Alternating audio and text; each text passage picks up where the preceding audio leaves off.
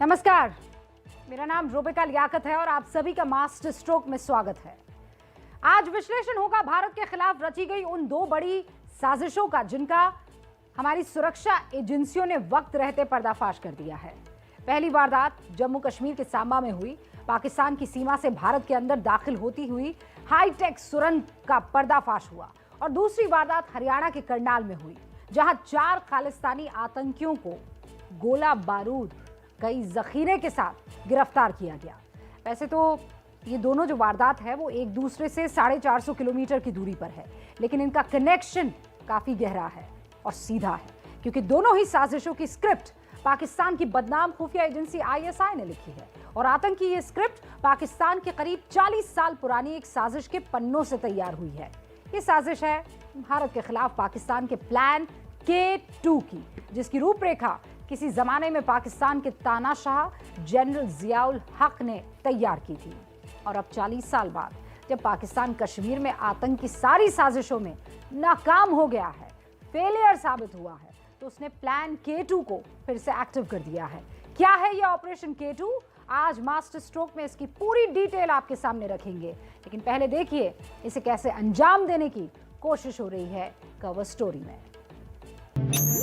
कश्मीर में आतंक के अंडरग्राउंड रूट का पर्दाफाश हुआ है।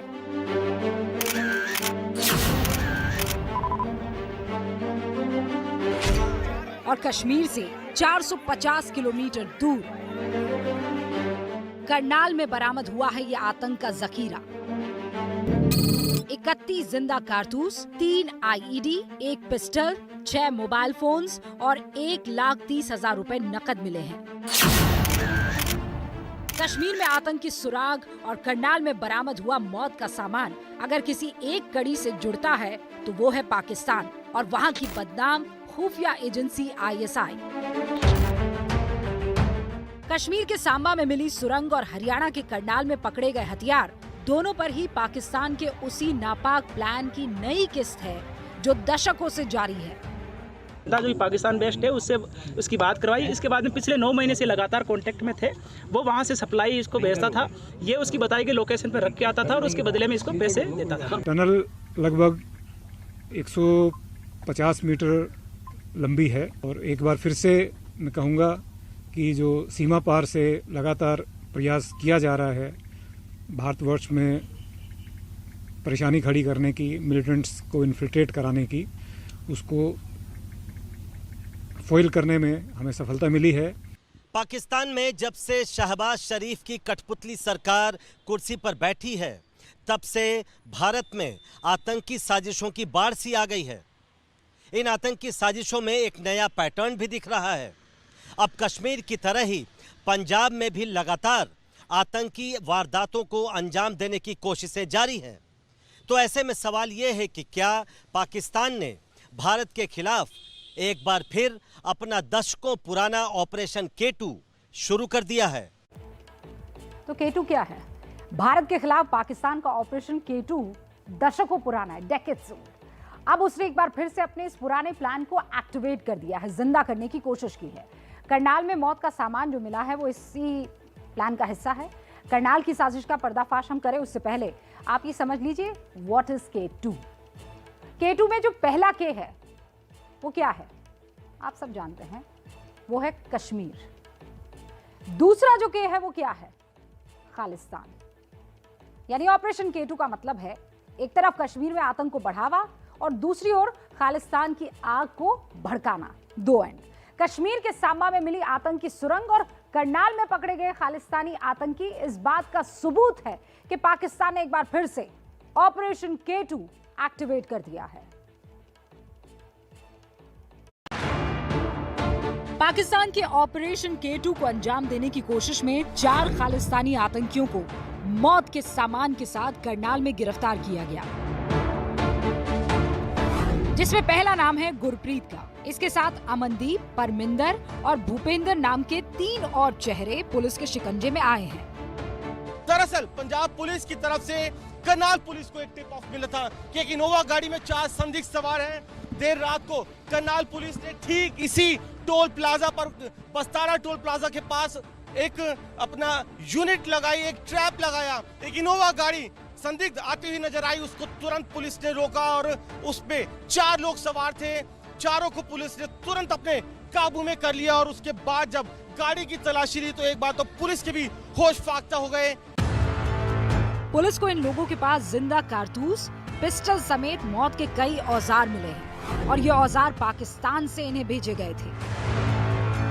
मुख्यमंत्री ने बताया कि पंजाब पुलिस से मिली सूचना के आधार पर ये गिरफ्तारी की गई है।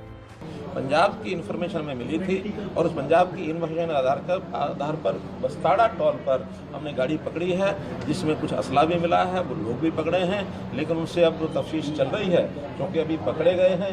उसकी इन्वेस्टिगेशन के बाद ही पता लगेगा उनका मकसद क्या था, कहाँ जा रहे थे। लेकिन अभी जानकारी ये है कि वो हरियाणा की कोई ऐसी घटना नहीं थी, वो कहीं हरियाणा को पार कर रहे थे। जांच में पता चला कि पकड़े गए 4 चेहरों में गुरप्रीत पाकिस्तान में बैठे खालिस्तानी आतंकी हरमिंदर सिंह रिंदा के रिमोट पर काम कर रहा था। हरमिंदर सिंह रिंदा खालिस्तानी आतंकी है और महाराष्ट्र के नांदेड़ का रहने वाला है। जांच एजेंसियों के मुताबिक रिंदा नेपाल के रास्ते पाकिस्तान भाग चुका है और उसे आईएसआई ने लाहौर के सेफ हाउस में रखा है, क्योंकि रिंदा आईएसआई की खालिस्तान वाली साजिशों को अंजाम तक पहुंचाता है। लुधियाना कोर्ट धमाका और नवा शहर ग्रेनेड अटैक में रिंदा शामिल था। रिंदा का दोस्त राजबीर लुधियाना की जेल में बंद है।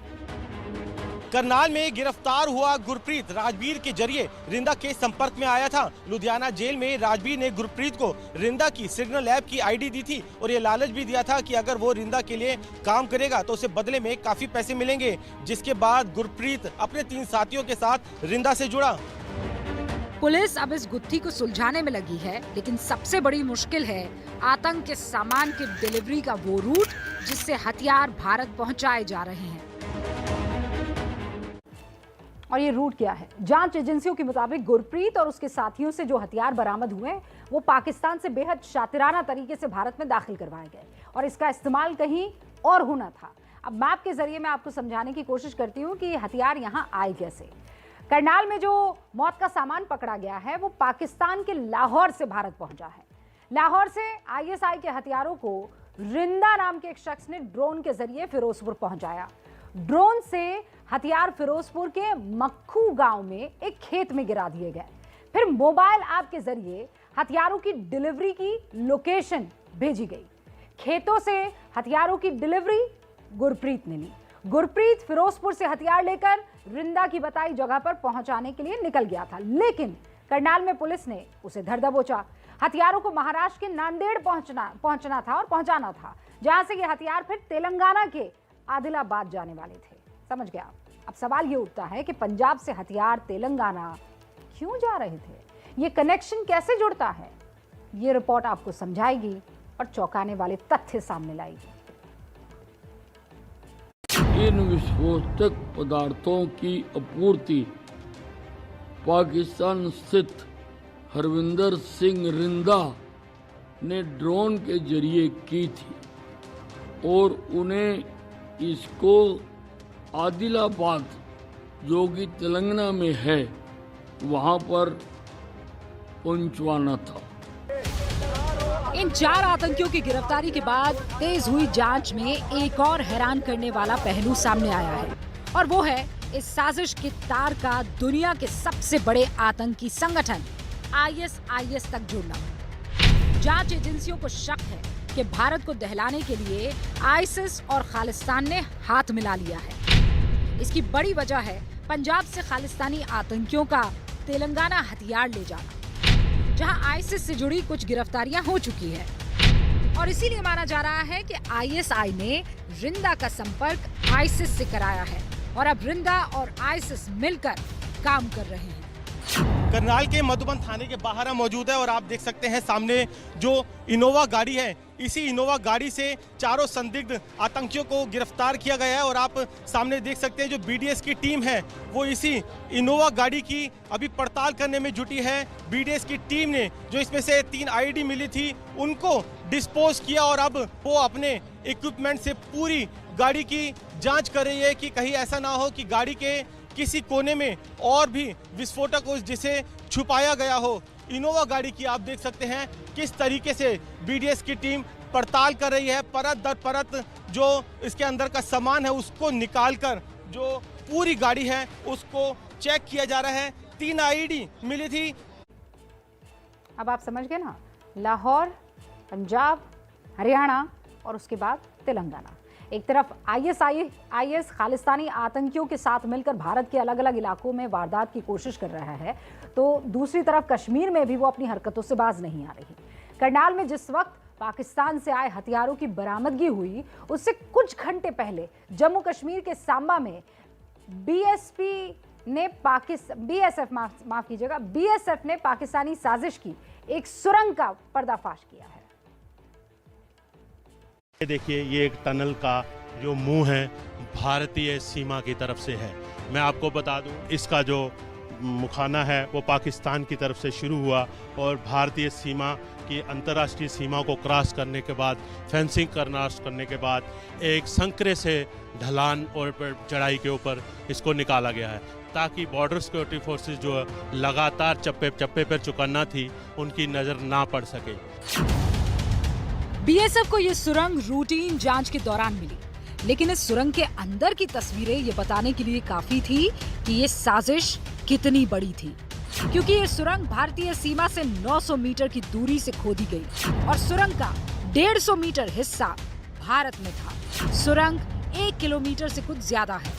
सुरक्षा एजेंसियों का मानना है कि इस सुरंग के रास्ते अमरनाथ यात्रा को टारगेट करने की साजिश रची गई थी। अभी आने वाले दिनों में श्री अमरनाथ जी की यात्रा होनी है, उसको देखते हुए ये एक बहुत बड़ा काम हुआ है, जिससे सुरक्षा, देश की सुरक्षा, नागरिकों की सुरक्षा और हिंटरलैंड में भी सुरक्षा बनी रहे, उसमें एक अहम कड़ी के आधार पर यह टनल को खोजा गया है। इस सुरंग के जरिए आईएसआई ने काफी बड़ी प्लानिंग की थी, जो इस सुरंग की शक्ल और इससे मिले सामान बयां करते हैं। सुरंग की बनावट बताती है कि इसे पाकिस्तान सेना के अफसरों के देखरेख में बनाया गया होगा। जांच एजेंसियों के मुताबिक सुरंग पाक सेना के इंजीनियर्स ने आतंकियों से खुदवाई और इस सुरंग में 265 फीट लंबी ऑक्सीजन पाइप मिली है। बीएसएफ के एक आला अधिकारी ने बताया कि पिछले 1.5 साल के दौरान ये 5वीं सुरंग है जो पकड़ी गई है। दिलचस्प ये है कि ये सुरंग भी रेतीली दोमट मिट्टी के टीलों के पास खोदी गई है, जिसमें पानी रिसाव का कोई खतरा ही नहीं होता। अब इस बात की भी जांच की जा रही है कि सुरंग के जरिए कहीं कोई आतंकवादी दस्ता भारत में तो नहीं प्रवेश कर गया। एक तरफ पंजाब में हथियार और दूसरी ओर कश्मीर में सुरंग, दोनों ही साजिशों का सूत्रधार पाकिस्तान ये इस बात पर मुहर लगाता है कि पाकिस्तान ने ऑपरेशन K2 फिर से शुरू कर दिया है। K2 is basically Kashmir and Khalistan दोनों के लिए, दोनों ही चीज़ों को वो बढ़ावा देगा, टेररिज्म को बढ़ावा देगा, हथियार प्रोवाइड करेगा, टेररिस्ट को ट्रेनिंग देगा, सुविधाएं देगा, जिससे कि वो इंडिया में इन्फिल्ट्रेट करके नुकसान पहुंचा पाए। और दोनों ही स्टेट्स को डिस्टेबलाइज करने के डिटेल्ड प्लान है, क्योंकि इस तरह की सुरंग और इस तरीके के करनाल जैसी जगह में हार्ट ऑफ द इंडिया अगर वो पहुंच पाते हैं तो ये अपने आप में बहुत बड़ी बात है। पाकिस्तान की तरफ से आतंकी वारदात में आई इस तेजी की वजह वहां पर मचा सियासी घमासान है, क्योंकि पाकिस्तान की सरकार जब भी संकट में आती है वो भारत में आतंकी वारदात में तेजी लाकर अपनी जनता का ध्यान भटकाने की कोशिश में लग जाती है। हमारी सेना इंटेलिजेंस एजेंसी चुस्त है, दुरुस्त है और यही वजह है कि ये सारी खबरें कुछ बहुत गलत और बुरा होने से पहले हम आप तक पहुंचा रहे हैं। महाराष्ट्र की बात कर लें, वहाँ राजनीति एक अलग ही लेवल पर है। भावनाओं का बड़ा खेल होता है राजनीति, आप भी जानते हैं। शय और बात के खेल में आंसू अंगारे बन जाते हैं। इस बार आंसू फूट पड़े हैं अमरावती से निर्दलीय सांसद नवनीत राणा के। देख लीजिए आप इन तस्वीर। 12 दिन जेल में बिताने के बाद नवनीत राणा लीलावती अस्पताल में भर्ती हुई। उनके पति रवि राणा को जमानत मिली तो नवनीत राणा के आंसू फूट पड़े। वो फूट कर रो। राजनीति में जैसा हम बता रहे हैं, तस्वीरों का बड़ा खेल होता है, भावनाओं का बड़ा खेल होता है। मातोश्री पर हनुमान चालीसा पढ़ने से रोकने के केस में ही नवनीत राणा को जेल भेजा गया था। ऐसे में बीजेपी जरूर कहेगी कि उद्धव सरकार ने हनुमान भक्त को रुलाया है। ऐसा सवाल है कि महाराष्ट्र में ये आंसू रंग क्या खिला है? क्या उद्धव सरकार पर भारी पड़ेंगे ये आंसू? कभी बाल ठाकरे हिंदू हृदय सम्राट का तमगा लिए राजनीति में चमक रहे थे, लेकिन अब महाराष्ट्र की राजनीति में शिवसेना के उद्धव ठाकरे हिंदुत्व के खिलाफ वाले चेहरे के तौर पर देखे जा रहे हैं। सवाल यह है कि इन चेहरों से बीजेपी हासिल क्या करेगी? पहले हनुमान चालीसा से सुर्खियों में आई अमरावती की निर्दलीय सांसद नवनीत राणा, फिर जेल भेजे जाने,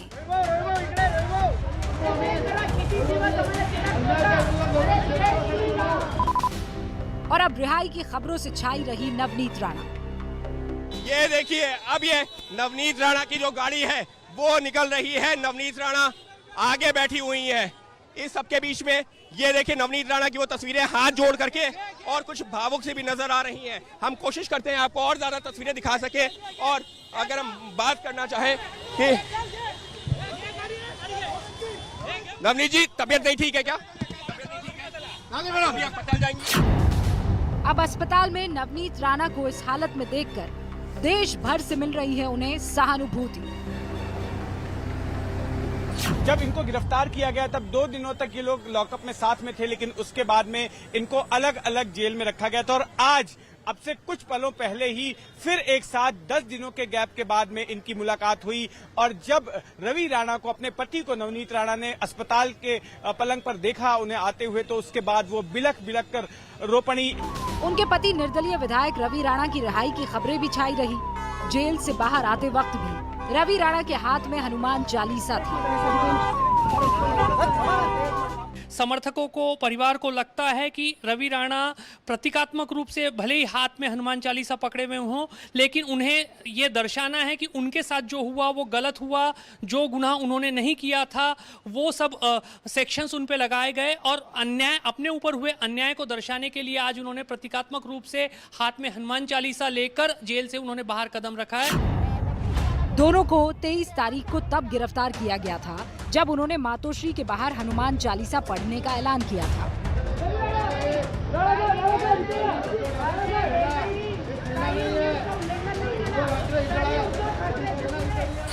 ठाकरे सरकार ने राजद्रोह का आरोप लगाते हुए उन्हें जेल में डाल दिया, और ऐसे में ये मौका बन गया शिवसेना के खिलाफ मोर्चा खोले जाने का। नवनीत राणा स्पॉन्डिलोसिस की बीमारी, डॉक्टर के कहने के बावजूद 2 दिन अस्पताल नहीं भेजा गया। यह अत्याचार सिर्फ उद्धव ठाकरे की माफिया सरकार कर सकती है। क्या ये इत्तेफाक है कि उद्धव सरकार के खिलाफ नवनीत राणा हिंदुत्व का चेहरा बन गई हैं? इसके लिए आपको महाराष्ट्र के अमरावती की राजनीति समझनी होगी। अमरावती शिवसेना का गढ़ माना जाता है। यहाँ 7 में से 5 बार शिवसेना सांसद ही जीता। नवनीत राणा ने शिवसेना उम्मीदवार को हराकर उस जीत के किले में सेंध लगाई। वहीं अमरावती की 6 विधानसभा सीटों में से 1 पर भी बीजेपी जीत नहीं पाई। कुल 6 सीटों में से 3 कांग्रेस के पास है, 2 सीटें प्रहार जनशक्ति पार्टी यानी बीजेपी के पास है, जबकि 1 सीट निर्दलीय विधायक रवि राणा के पास है। ऐसे में माना जा रहा है कि अमरावती में बीजेपी और राणा परिवार एक दूसरे के काम आ सकते हैं। अमरावती वो जिला है जहां त्रिपुरा में हुई हिंसा के बाद हुए बंद के दौरान हिंसा हुई थी, और इसी के बाद ध्रुवीकरण तेज हुआ। अमरावती में हिंदू करीब 71% है और मुसलमानों की आबादी करीब 15% है। पिछला चुनाव नवनीत एनसीपी और कांग्रेस के समर्थन से जीती थी, लेकिन एनसीपी के शिवसेना के साथ जाने के बाद हालात बदल गए हैं, और इसीलिए नवनीत का फायदा पाला बदलने में है। वहीं नवनीत राणा के जरिए बीजेपी इस जिले और इसके जरिए विदर्भ में मौका देख रही है। विदर्भ महाराष्ट्र का पूर्वी इलाका है, जहां पर विधानसभा की 62 सीटें हैं। 2019 चुनावों में बीजेपी ने 29 सीटें जीती थी, जो पिछली बार से 15 कम थी। यही वजह है कि अमरावती के जरिए विदर्भ पर बीजेपी की नजर है। खुद पूर्व सीएम देवेंद्र फडणवीस विदर्भ इलाके से आते हैं। इस देश के अंदर हनुमान चालीसा बोलने पर राजद्रोह का गुनाह अगर किसी के ऊपर लगता है तो इससे मूर्खतापूर्ण और क्या बात हो सकती है। ये सरकार की निरी मूर्खता थी। नवनीत राणा के अलावा उद्धव ठाकरे के खिलाफ महाराष्ट्र की राजनीति में हिंदुत्व का चेहरा बन गए हैं राज ठाकरे। एक दिन का आंदोलन नहीं है, ये चालू रहेगा जब तक ये आवाजें लाउडस्पीकर बंद नहीं होते, तब तक ये चालू रहेगा। अगर गलत तरीके से कोई उग्र आंदोलन चालू रखेगा तो उसके खिलाफ कार्रवाई होगी। राज ठाकरे ने 1 मई को औरंगाबाद में एक बड़ी रैली की। राजनीति का विश्लेषण करने पर ये नजर आता है कि राज ठाकरे के लिए औरंगाबाद में रैली को सोच समझकर चुना गया है। औरंगाबाद में बीजेपी कभी लोकसभा चुनाव नहीं जीती। विधानसभा की 6 में से 4 सीटें शिवसेना के पास है, जबकि बीजेपी के पास एक भी सीट नहीं है। औरंगाबाद वो जगह है जहां कभी बाल ठाकरे ने हिंदुत्व का दांव खेला था। उसके करीब 34 साल बाद बाल ठाकरे के भतीजे महाराष्ट्र नव निर्माण सेना के संस्थापक राज ठाकरे ने यहीं से हिंदुत्व का नारा बुलंद किया है। रस्त्यावरती येऊन तुम्ही नमाज पढ़ताय, कोणी अधिकार दिले तुम्हाला? औरंगाबाद मराठवाड़ा क्षेत्र में आता है।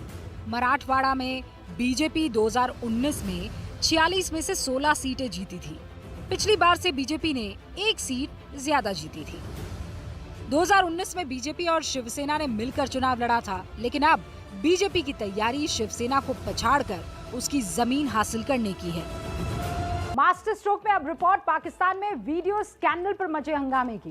ये हंगामा पता है क्यों मचा है? क्योंकि वीडियो स्कैंडल किसी आम इंसान का नहीं है, पाकिस्तान के पूर्व प्रधानमंत्री इमरान खान का है, जो कुछ दिन पहले तक कुर्सी पर बैठे हुए थे। ईश निंदा, कार चोरी और इन सब के शिकंजे के बाद अब इमरान वीडियो स्कैंडल में फंस चुके हैं।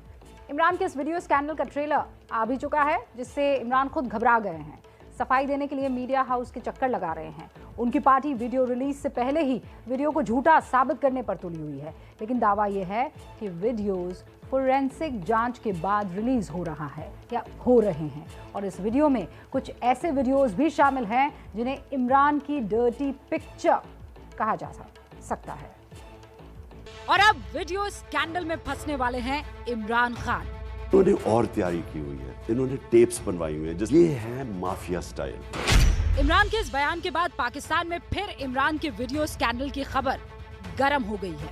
हालांकि इमरान की कुर्सी जाते ही ये पाकिस्तान में चर्चा आम थी कि जल्द ही इमरान के वीडियो स्कैंडल की बाढ़ आने वाली है, लेकिन रमजान और ईद की वजह से वीडियो लीक नहीं किए गए।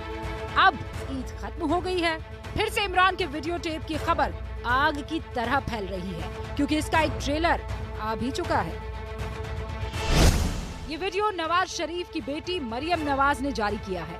हालांकि इमरान का पुराना वीडियो है, जिसमें वो अपनी पूर्व पत्नी के साथ किसी पार्टी में नजर आ रहे हैं। PMLN का दावा है कि ये तो महज ट्रेलर है, लेकिन इमरान की पूरी पिक्चर बेहद डर्टी है। एक तरफ पाकिस्तान में ये वीडियो वायरल हुआ, तो दूसरी तरफ इमरान खान ने एक टीवी इंटरव्यू में वीडियो पर सफाई देनी शुरू कर दी। इमरान का ये बयान सफाई है या वीडियो लीक से उनका डर, ये कहना थोड़ा मुश्किल है, लेकिन पाकिस्तान के पत्रकारों के मुताबिक ये वीडियोस इमरान के गले की फांस बन सकते हैं। पाकिस्तान के वरिष्ठ पत्रकारों का कहना है कि इमरान के 7 से 8 वीडियो लीक होने वाले हैं, जिनमें 3 वीडियोस बेहद आपत्तिजनक हैं। इनमें से कुछ तो उनके घर में ही बनाए गए हैं। सबसे बड़ा वीडियो 2 मिनट 20 सेकंड का है और सरकार वीडियोस की फोरेंसिक जांच भी करवा चुकी है। इसके अलावा कुछ आपत्तिजनक ऑडियो क्लिप्स भी लीक हो सकते हैं। ये वीडियो इमरान ही नहीं बल्कि उनकी पार्टी के लिए गले की फांस बन सकते हैं। इसीलिए इमरान ही नहीं, उनकी पूरी पार्टी डैमेज कंट्रोल मोड में आ गई है। ये वीडियो इमरान ही नहीं बल्कि उनकी पार्टी के लिए गले की फांस बन सकते हैं। इसीलिए इमरान ही नहीं, उनकी पूरी पार्टी डैमेज कंट्रोल मोड में आ गई है। ये इमरान की पार्टी के नेता हैं जो वीडियो वाली सियासत से परहेज की बात कह रहे हैं, लेकिन सिर्फ शहबाज ही नहीं बल्कि इमरान के करीबी फवाद चौधरी ने भी ट्विटर के जरिए सफाई पेश की है, वो भी बिना मांगे। इमरान की निजी जिंदगी पहले भी विवादों में खूब रही है। अपनी पत्नी बुशरा बेगम की दोस्त फराह को लेकर अभी विवाद ठंडा भी नहीं हुआ था कि अब वीडियो स्कैंडल इमरान के गले की हड्डी बन गया है। वैसे इमरान पर लगातार आरोप, कई सारे सवाल भी उठा रहे हैं। क्या इमरान को कमजोर करने की ये साजिश है? क्या इमरान की लोकप्रियता पर यह हमला है? क्या इमरान सेना के खिलाफ मोर्चा खोलने की कीमत चुका रहे हैं? क्या शहबाज इमरान से नवाज शरीफ का बदला ले रहे हैं? सवाल तो और भी है, लेकिन इमरान का वीडियो स्कैंडल में फंसना तय है, क्योंकि वीडियोस सत्ताधारी पार्टी की ओर से जारी होने वाले हैं और इनका फोरेंसिक ऑडिट हो चुका है। इस वीडियो में सेक्स स्कैंडल से लेकर फाइनेंशियल स्कैंडल तक शामिल हो सकते हैं। और इसी में एक कड़ी जुड़ती है पाकिस्तान की मशहूर टिकटॉक गर्ल हरीम शाह से जुड़ी। पूर्व पीएम इमरान खान के गले की वो फांस बन गई है और दावा ये किया जा रहा है कि जिन वीडियोस की चर्चा हो रही है उसमें इमरान के साथ हरीम शाह का वीडियो भी हो सकता है। इससे पहले भी हरीम का इमरान के मंत्री रहे शेख रशीद के साथ एक वीडियो आया था, वो बड़ा सुर्खियों में रहा था। और अब हरीम के साथ इमरान के वीडियो की भी बड़ी चर्चा हो रही है। ये है हरीम शाह उर्फ फिजा हुसैन। काम टिकटॉक वीडियोस बनाना। 15 लाख फॉलोअर्स वाली ड्रामा क्वीन। पहचान इमरान सरकार के मंत्रियों के बेडरूम तक पहुंचना। सवाल है कि क्या हरीम का इमरान के साथ वाला वीडियो लीक होने वाला है? क्या हरीम का वीडियो बॉम्ब अब इमरान के खिलाफ फटेगा? वैसे भूले नहीं होंगे आप ये तस्वीर जिसमें हरीम शाह इमरान के कंधे पर हाथ रखे खड़ी हुई नजर आ रही हैं। इससे पहले इमरान राज में विदेश मंत्रालय के ऑफिस तक जा पहुंची थी हरीम। ये देखिए, अपने ही अंदाज में पाकिस्तान के विदेश मंत्रालय के दफ्तर में चहलकदमी करती दिख रही थी हरीम। इतना भर होता तब भी ठीक था, लेकिन वो तो दफ्तर में उस कुर्सी पर भी बैठ गई थी जिस पर बड़ी बैठकों में खुद इमरान खान बैठा करते थे। ये तस्वीरें साल 2019 की हैं। तब तो मामला रफा दफा हो गया, लेकिन अब सवाल पूछा जा रहा है कि क्या इमरान को हरीम पसंद थी? इमरान राज के आखिरी दिनों में लंदन से हरीम ने एक वीडियो जारी किया था जिसमें हरीम ने अपने पास बड़ी तादाद में कैश दिखाया था। तब उसने नोट दिखाते हुए बाकियों को सलाह दी थी कि वो ऐसा करने की हिम्मत ना करें क्योंकि वो हरीम शाह नहीं हो सकते। कुछ वक्त पहले हरीम शाह का इमरान खान के मंत्री शेख रशीद के साथ एक अश्लील वीडियो भी लीक हुआ था।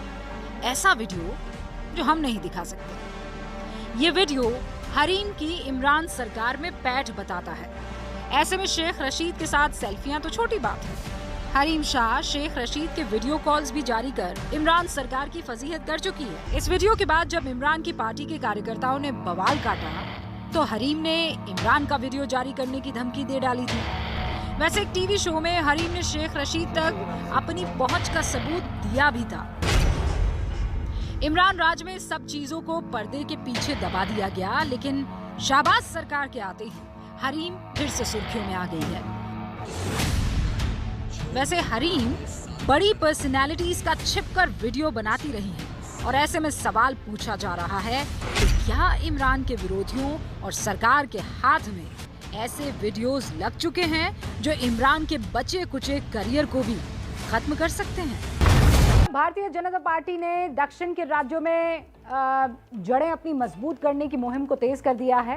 बीजेपी अध्यक्ष जेपी नड्डा ने इसी सिलसिले में तेलंगाना का दौरा किया है। इस दौरान उन्होंने पार्टी पदाधिकारियों के साथ बैठक भी की थी और महबूब नगर में रैली भी की। इस रैली में जेपी नड्डा ने टीआरएस सरकार पर सीधा निशाना साधते हुए कहा कि टीआरएस सरकार ने तेलंगाना को एटीएम में तब्दील कर दिया है। कालेश्वरम का प्रोजेक्ट केसीआर के लिए एटीएम हो गया है। केसीआर के लिए ये दूध वाली गाय हो गई है और यह प्रोजेक्ट जो उस समय 20,000 करोड़ रुपए का था आज 1,20,000 करोड़ का हो गया है। 88,000 करोड़ रुपए एक्स्ट्रा लगे हैं और उसके बावजूद भी इरिगेशन का पानी 1 इंच भूमि को नहीं मिला है। क्या मैं सच बोल रहा हूं?